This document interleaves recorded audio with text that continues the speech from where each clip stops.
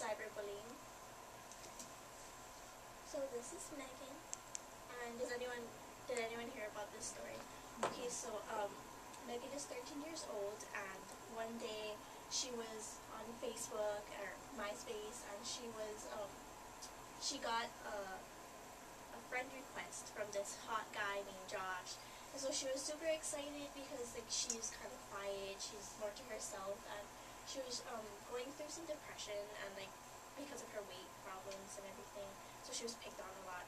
So when she got this friend request, she was just so happy, and she added him, and she was like talking to him for a little while, and she'd tell her mom about it all the time. One day, Saturday 2006, she messaged him and she asked him, oh, why, like, he stopped talking to her, and she was like, why did you stop talking to me? And a few days later, he replied back to her, and he replied to her and told her that he didn't want to talk to her anymore, and that she was ugly and fat, and, you know, he just was being really insulting to her. So, that same day, she was talking to her mom about it. Her mom noticed, oh, she's having some problems with depression, and, her mom wanted to start monitoring her more on her MySpace, and her mom left one day, and she was in the basement on the computer, and the mom just went to just do quick grocery shopping. When she came back, she noticed that her daughter was still upset, and she asked her what was going on, and Megan told her what was happening, and her mom told her that she didn't want her to go on Facebook or MySpace anymore, and to just ignore the people, because there was a whole bunch of people after that that were just like attacking her. And so the mom told her, oh, just stay off of it. And then Megan replied to her mom and told her mom, like, why can't she be more like a mom? Like, why can't she be on her side? And so she ran up the stairs and she went into her room. The next day she was found dead due to suicide, and she was it was 3 weeks into her 14th birthday that she killed herself. So here's a little outline, introduction, attention getter, which was Megan, preview, and then I'm going to go over introduction to cyberbullying, who is being bullied, the effects of cyberbullying, and the best ways to prevent cyberbullying.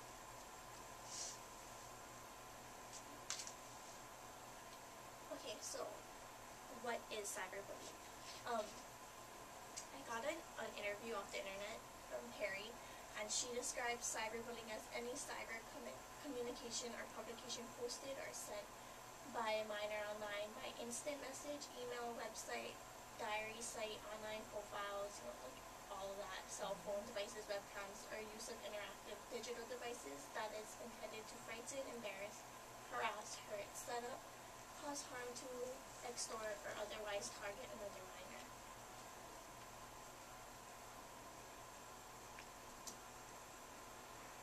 Okay, so did you know that according to the U.S. Department of Health, that 7 out of 10 people are targeted for cyberbullying, and 1 or more times in their life, and that only 20 to 30% of these people actually notify adults that they are being targeted.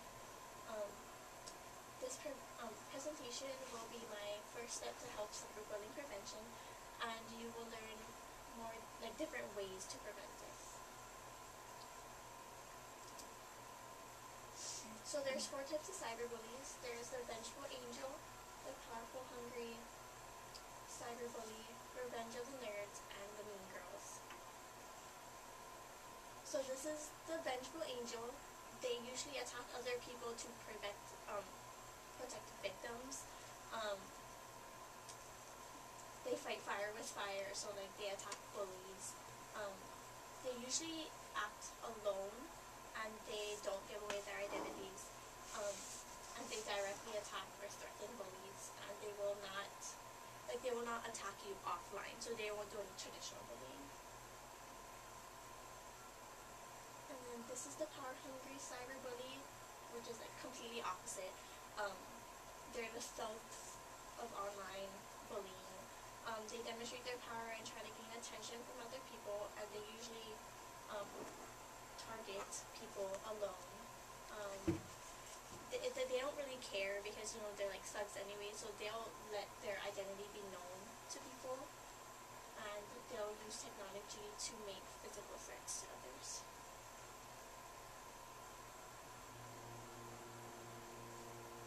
So revenge of the nerds, these are the people that are usually being bullied, and they take it into themselves to retaliate.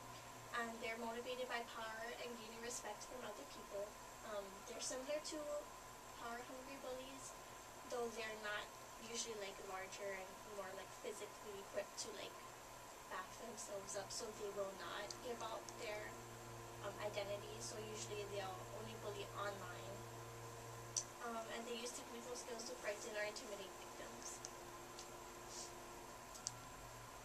And then there's the mean girls, and they usually act in groups. I think this is the most, like people usually bully more this way, like usually groups of girls. And this occurs when cyberbullies are bored or looking for entertainment, when they're jealous of other people, and when they want to like force their social standing point. It's done to an audience. They usually don't mind like letting their identities being released to people because they're trying to show that they're higher than anyone else, and they don't usually physically threat others. They want their victims to be hated, and usually use social media like Facebook, Twitter, and cell phones.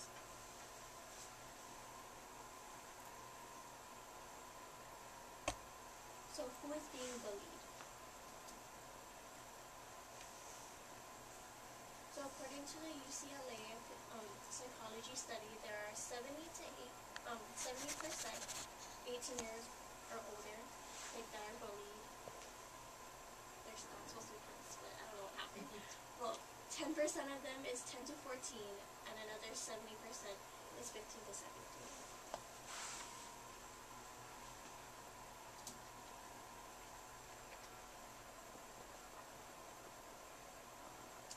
And then 79% are males and 83% are females. So mostly females because of the whole mean girl thing. And then 55% of all cyberbullying occurs to gays, lesbians, bisexuals, or transgenders. So most students dealing with online threats don't usually say anything. Like I said, 20 to 30% will not let an adult know or report it. So how does cyberbullying affect someone? So there's a lot of emotional effects. Some emotional effects could be paranoia. They kind of seclude themselves from other people. They go over depression. Their suicide thoughts increase.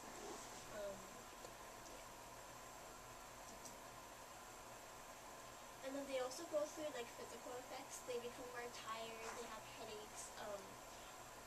Their risk of drinking like alcohol and doing drugs becomes more prominent. Sometimes they'll do like body modifications. They won't eat because they want to be skinnier. They'll pierce their ears, their like makeup, everything. And then there's also academic effects. So it shows that people who are being cyberbullied are less. They don't want to participate as much in school, and so their grades are being lowered, and their class standing is being lowered. They also have less ambition than other students. So it is important to change the behaviors of a cyberbully. Oh, it is impossible to change the behaviors of a cyberbully. So where can you get help? You can talk to your parents for one. You can talk to your friends. You can also talk to teachers. If that doesn't work, you can talk to your principal. You can talk to counselors. If none of that works, you can go ahead and talk to the State Department of Education. And then if it's that serious, you can go to the police. So these are like solutions as a whole that everyone can do. You can share resources and your expertise. Stop bullying each other. Like, even though you don't think you're bullying each other, you probably are in some sort of way. Get your kids involved, better understand cyberbullying and the risk management, be more consistent, easy accessible, and be better resources. Parents have to be included, so don't just think, oh, it's my educator's job to educate my kids. And share more data and set rules and for using internet and observing. So like, say, tell your kid, oh, that you don't want they only can be on the computer from this time to this time, and monitor them. What can you do to help someone? Personally, you can talk to that person if they feel like it's like they can come to you, then you can talk to them. Let the person know that you care about them. Include the person into your groups so like they don't feel so secluded, and stick up for them when they're being bullied, and speak to someone to help them.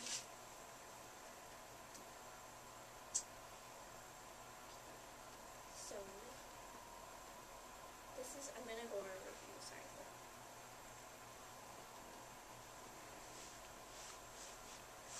So cyberbullying can be hidden in different scenarios. Knowing cyberbullying is a vicious crime, and we can all be aware of this as cyberbullying.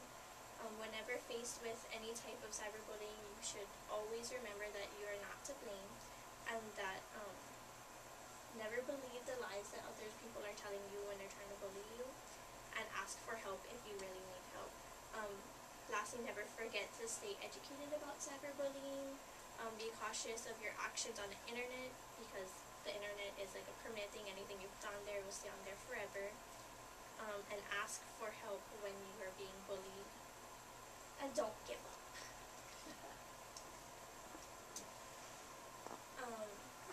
So imagine the world as like a place where there's no more bullying or any cyberbullying. The internet would be cleaner.